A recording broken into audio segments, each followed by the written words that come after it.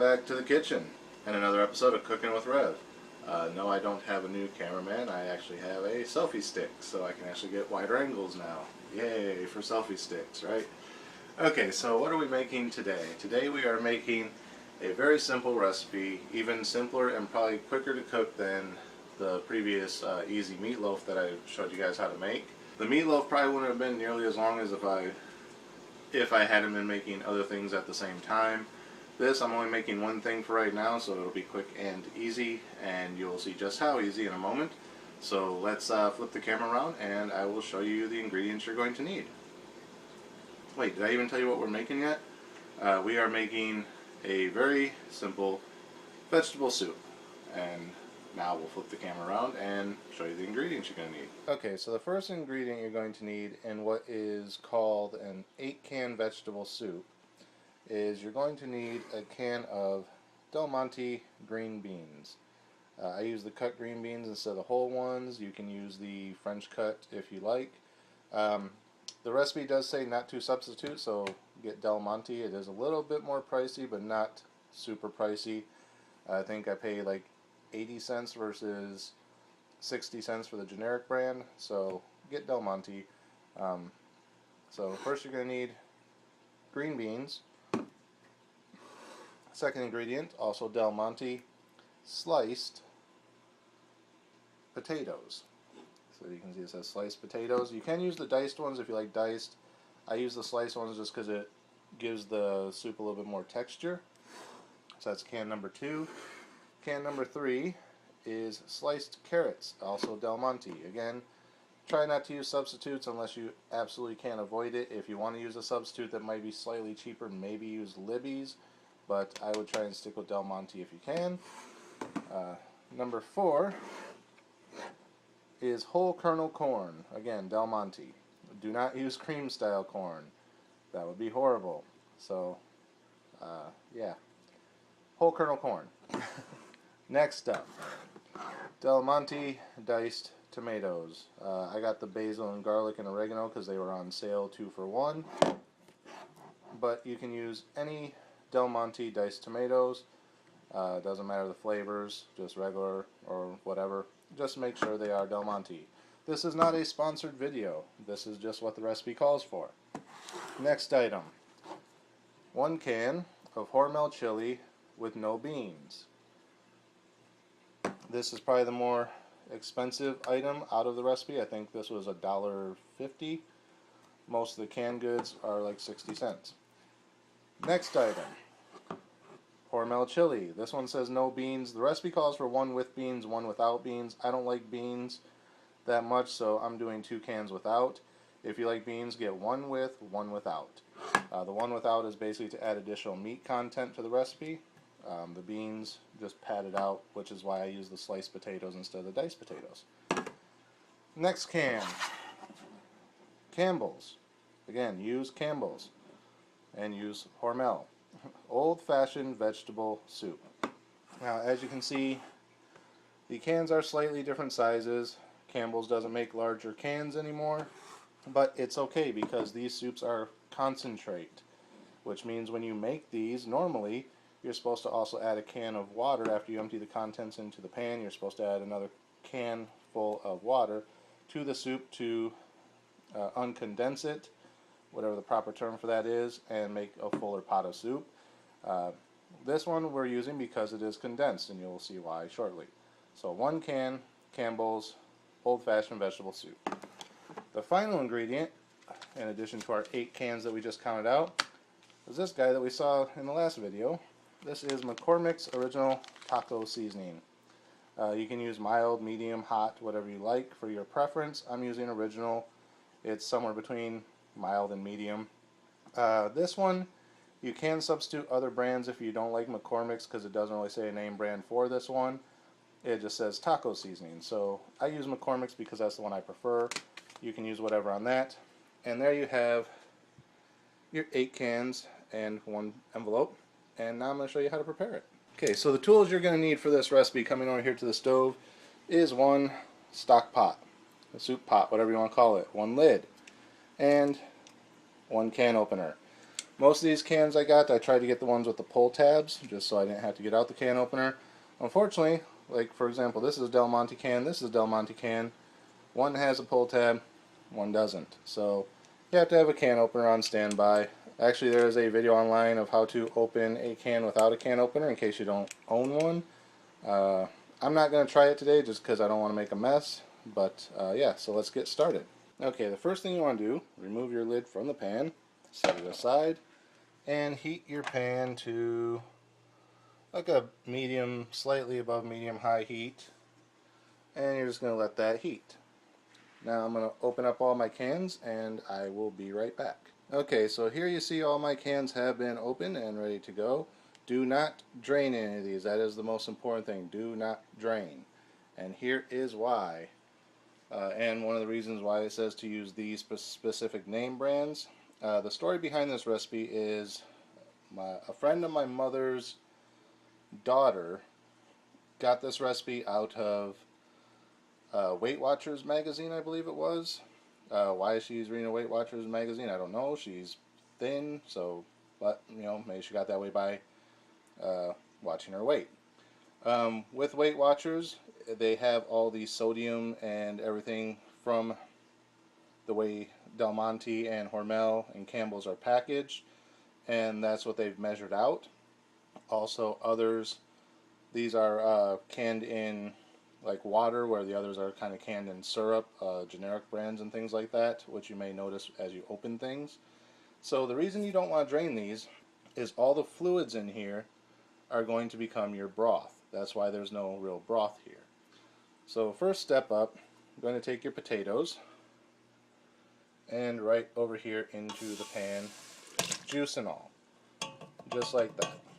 Okay.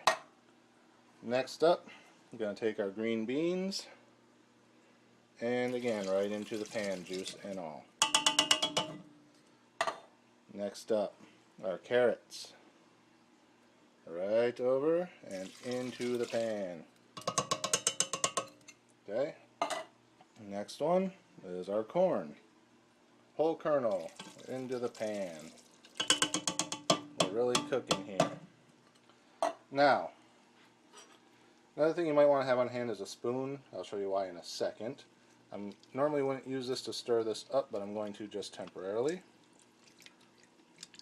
So as you can see, it's already sort of looking like a vegetable soup, except you'll notice the broth is kind of clear. There's not really much to it. That's where your next 4 cans come in. First up, our tomatoes, juice and all, right there. Now you'll notice something slightly magical happens when you start to stir this in. Our broth starts to become kind of red. Yeah, that's what we're looking for. Now onto our Hormel chili. This is where I want the spoon because this stuff doesn't come out easy, so I can scoop it out if I need to. So let's see what happens when we try to dump one of these in. Yeah. There we go, nice big can of dog food right in. And there's nothing additional in the can, so I don't need the spoon. So let's go for the second one. Again, one of these would normally be with beans, one without. I'm not a fan of beans, so I'm doing 2 without. So there's our second one. And the can's empty, didn't need the spoon. Alright, so now we're going to give these a stir in. And as you notice, the broth starts to darken a little bit, still has that nice red color. But now it's turning a little bit more of a brownish. And then you see it adds the meat content. It breaks up real easy, adds meat, beans, whatever into the soup. Now it's starting to look a little bit more like a vegetable soup, isn't it? Okay, so you get all that broken up and mixed in and incorporated. Now we go to our last can, which is the old-fashioned vegetable soup, which is basically what we're making. This basically helps thicken it up a little bit with the concentrate that's in here.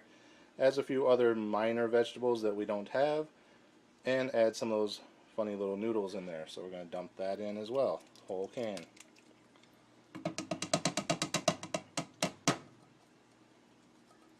As you can see, there's a little bit of stuff left in there, so you can see it. Not really. There's a couple little carrots and things holding on. I'm going to scoop those out with a spoon, and we'll be right back. Okay, so that's in, and I've given it a little bit of a stir here. Wow, that's a big piece of sliced potato. And just going to give it a nice stir around. Again, I don't want to use this particular spoon because it is a Teflon pan. So I'm going to grab one of my normal spoons here, give it a nice mix.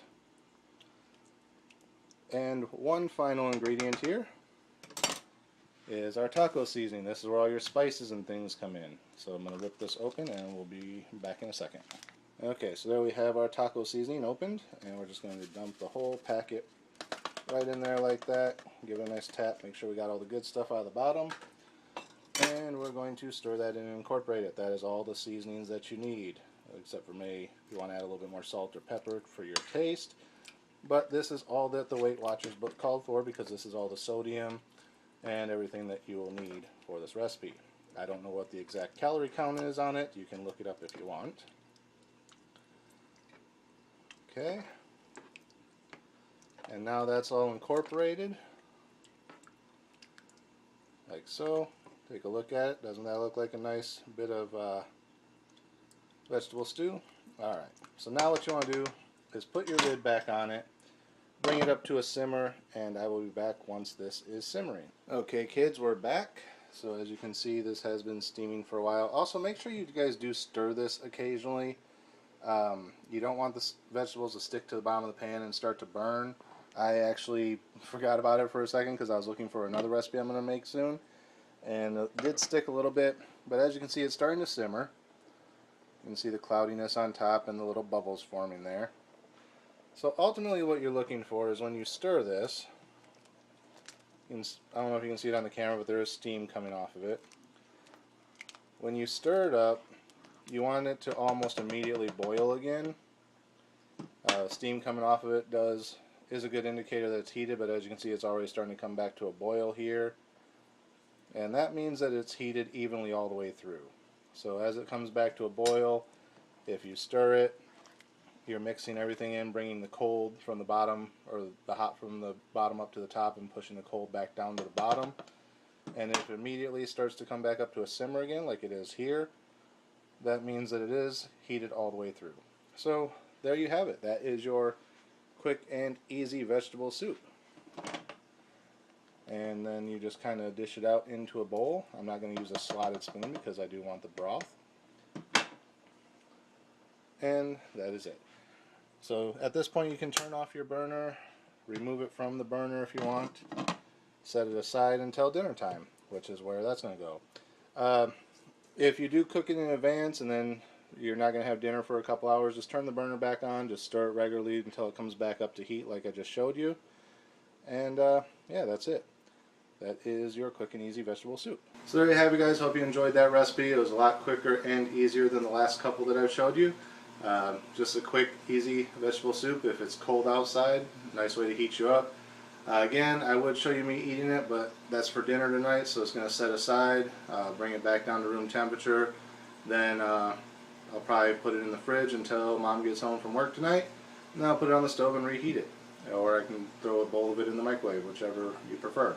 One other note on it, you don't have to use the taco seasoning, because the recipe I originally got from my mother's friend's daughter, or whoever it was that I got it from, maybe my mother's friend had gave it to me that her daughter had given to her. Originally the recipe didn't have the listing for the taco seasoning. I actually lost the recipe at one point, couldn't remember all of what went in it. I don't know why, it's a simple enough recipe, just walk down the Del Monte aisle and grab every can you see basically. But I couldn't remember what all was in it, so I was looking for, there was like one thing, it was the old-fashioned vegetable soup was the one I couldn't remember. And I was like, I know there's another can, because I had 7. And I was like, I know there's another can, I know there's another can, what is it? So I was looking for it online, and that's when I found that the actual listing on the Weight Watchers website, or some version of their website, where it actually also included the taco seasoning. So I tried it. It is a little bit spicier that way. Like I said, if you're more of a mild person, use mild. If you don't like a lot of spice, because like when I eat it, it does kind of clear my sinuses. You get that runny nose. Like if you eat a nice bowl of chili, even if it's not hot chili, it can still kind of clear your sinuses, make you sweat a little bit. So it does add that to the soup. If you don't like that, leave the packet of chili seasoning or taco seasoning out. It doesn't really matter.